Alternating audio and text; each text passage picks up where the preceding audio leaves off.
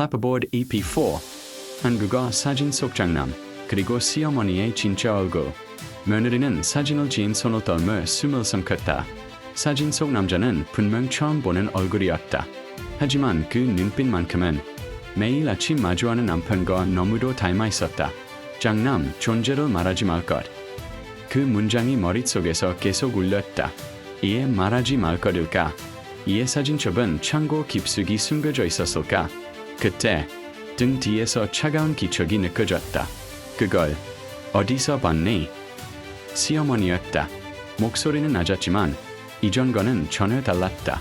그 눈빛엔 더 이상 평가도 의심도 없었다. 경고였다. 며느리는 천천히 돌아섰다. 손에 쥔 사진을 숨기지도 않았다. 이 사람이 누구야? 순간 시어머니의 얼굴이 굳었다. 아주 잠깐, 정말 찰나의 순간이었지만 며느리는 보았다. 두려움, 그 사진 내려놔. 시어머니의 목소리가 갈라졌다.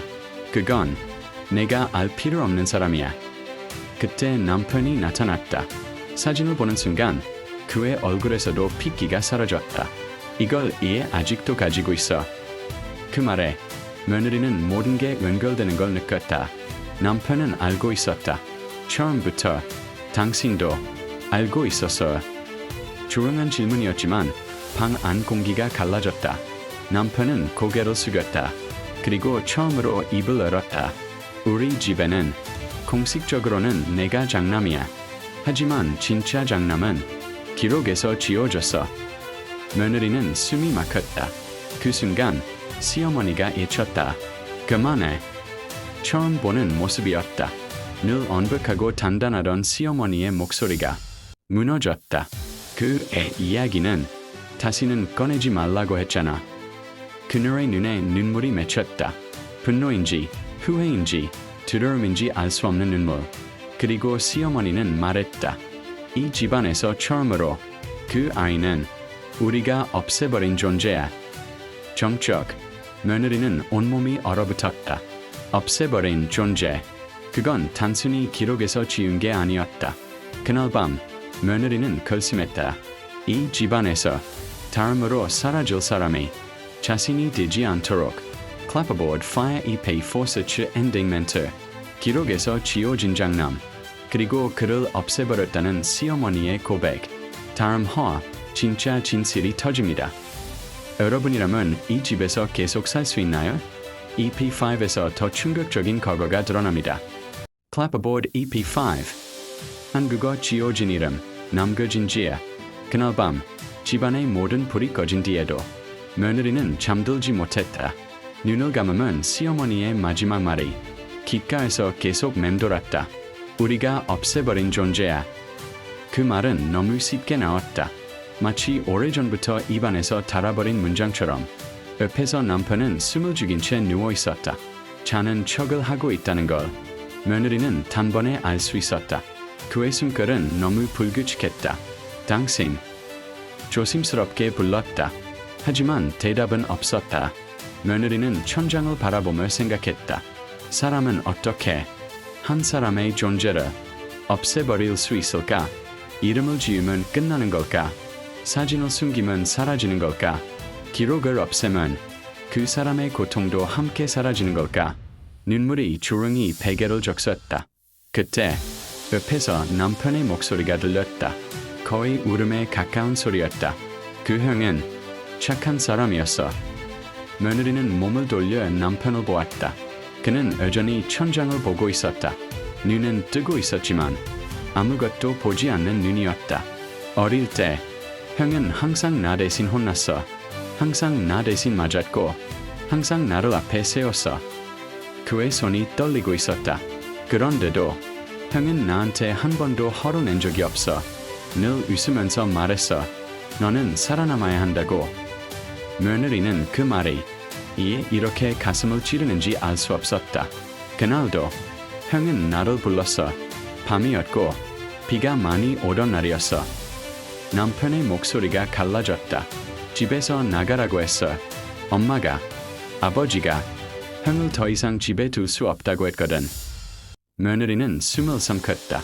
손으로 입을 막지 않으면 소리가 새어 나올 것 같았다. 형은 그날 아무 말도 하지 않았어. 그냥 나를 한 번 안고 웃었어. 그 웃음에 얼마나 아팠을지 며느리는 상상조차 할 수 없었다. 그 다음 날 형은 없었어. 경찰도 없었고 장례도 없었고 아무 일도 없었다는 듯 집은 너무 조용했어. 그는 그제야 고개를 돌렸다. 눈에는 눈물이 가득 고여 있었다. 그리고 엄마는 말했어. 그 아이는 원래 없던 애라고. 그 순간 며느리는 깨달았다.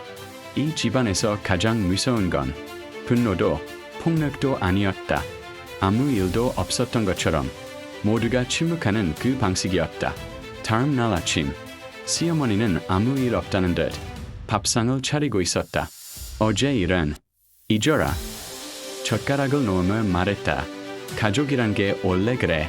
불편한 진실은 묻는 거야. 그 말에 며느리는 처음으로 고개를 들고 시어머니를 똑바로 보았다. 그분은 묻힐 사람이 아니에요. 시어머니의 손이 멈췄다. 그분은 살아있었고 웃었고 사랑받을 자격이 있었어요. 잠시 정적이 흘렀다. 시어머니는 천천히 고개를 들었다. 그 눈에는 이전의 냉정함도 분노도 없었다.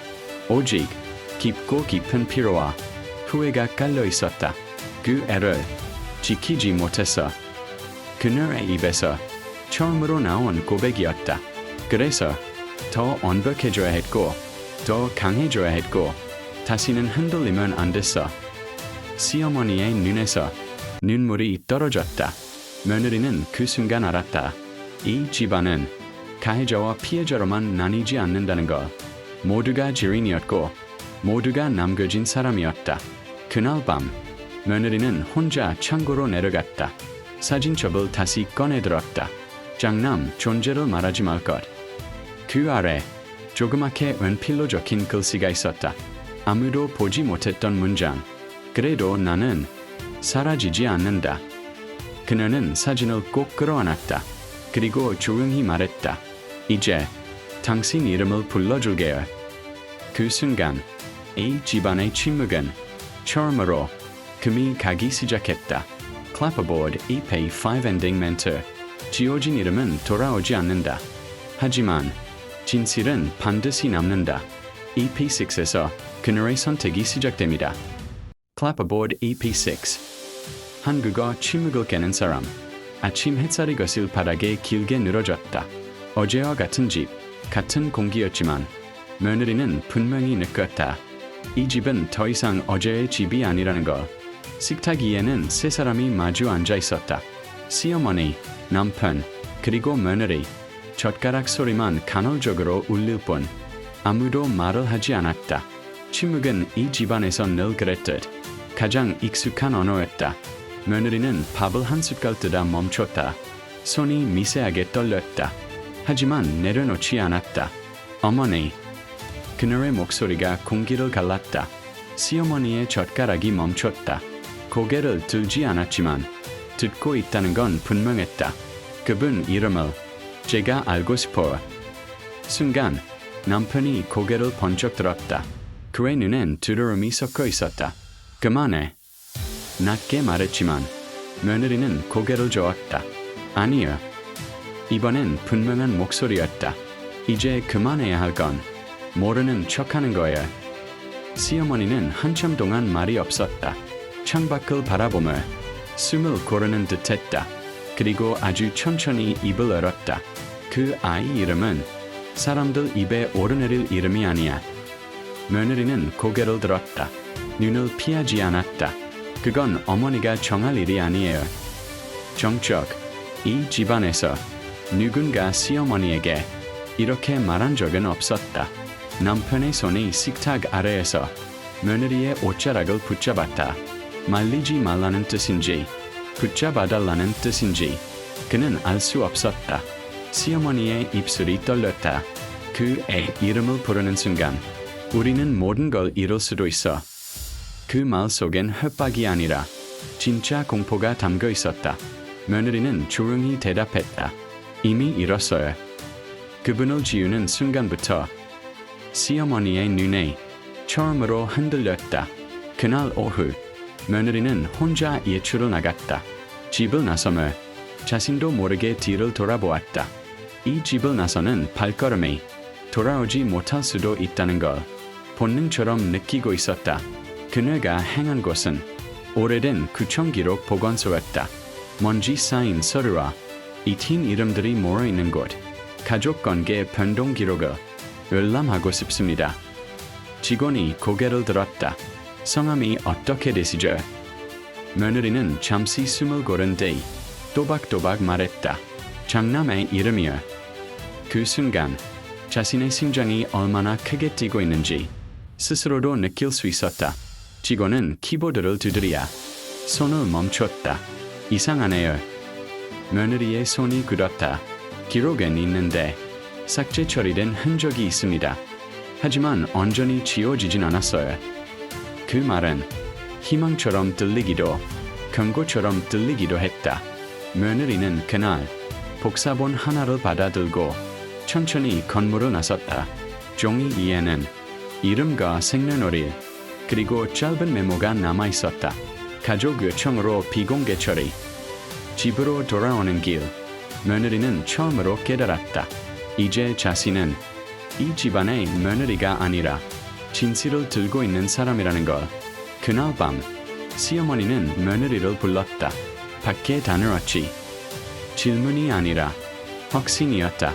며느리는 고개를 끄덕였다. 그리고 가방에서 그 종이를 꺼내 식탁 위에 올려놓았다. 이제 선택하셔야 해요.